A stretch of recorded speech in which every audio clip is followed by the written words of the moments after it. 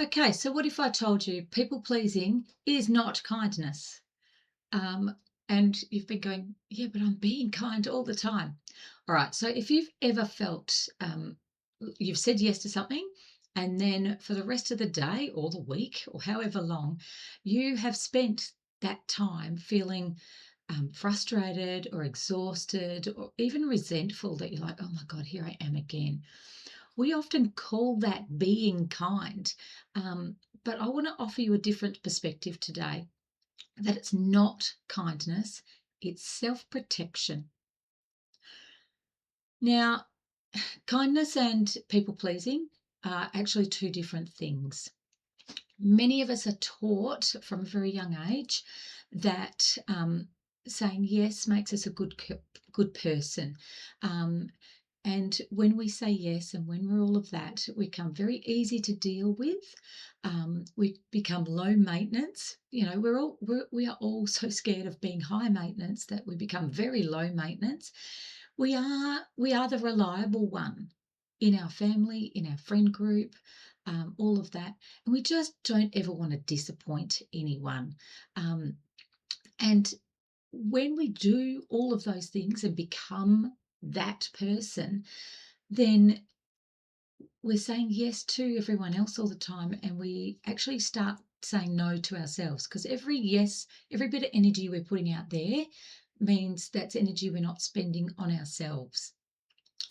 And so what happens is we stop trusting what we need and what we want, and we become so good at it that we actually start ignoring what we need and what we want. So one of the frameworks I teach is called the protector and the adventurer. And the protector has one job. Her job, his job, whoever's job, the protector's job is to keep us safe emotionally and physically, but emotionally is where it's at. And what we often will hear the protector saying to us when we're asked to do something is to say, "Oh, well, we don't want to upset them. If you don't do this, they might think you're selfish, and we don't want to feel selfish. Just do it this once. It'll just be once. It's never once, is it?"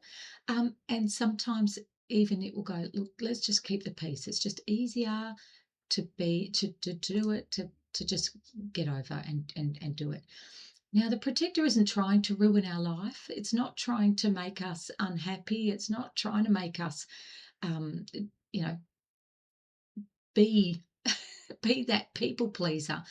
But what it is trying to do is protect you from the rejection and the conflict and disappointing people, because those things don't feel comfy, and that's what the protector is trying to protect us from, is that discomfort. That's part of the safety. I don't want to feel that. So, let's just do all these things.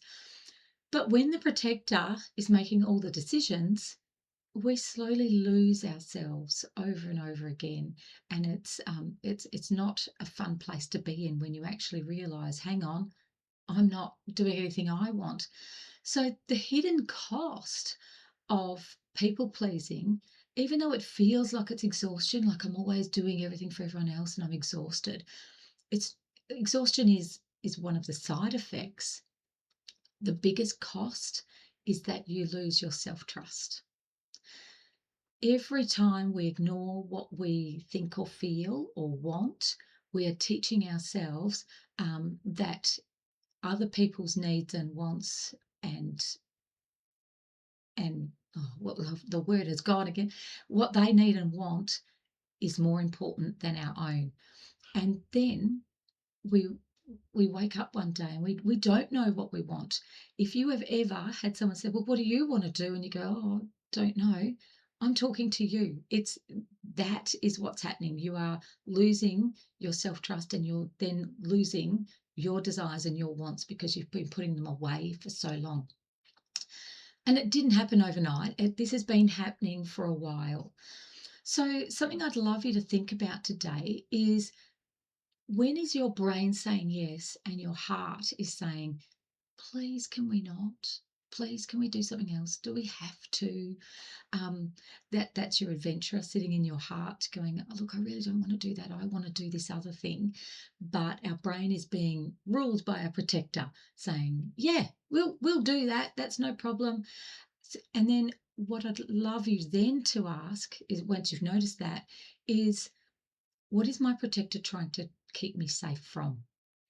Is it the judgment? Is it just full on discomfort? Is it rejection? Is it something else? Because what I'd love you to take away from me chatting at you today is that the goal isn't saying no to everyone, it's pausing long enough to decide whether you want to say yes because you genuinely want to, or whether you're saying yes out of fear of what might happen if you don't. And that one question will actually start building your self-trust again, because you're going to be asking your brain and your heart to work together rather than just going with the protection. So if that feels hard, you're not alone, because this is a big part of the work I do with my clients. Some of us don't even realize that this is going on until we actually start, oh, hang on, this work is where I'm at. And when people join my Reclaim method, my coaching program, they actually get a boundary scripts pack, which helps with setting these boundaries, because that is one of the hardest things to do. It's one of the easiest things to do, because we've just been in such a habit of having no boundaries, that setting the boundaries up is easy, holding them is quite a bit trickier. But this boundary scripts pack gets them started, because let's face it, if you're a people pleaser, your boundaries, who knows where they are? we don't.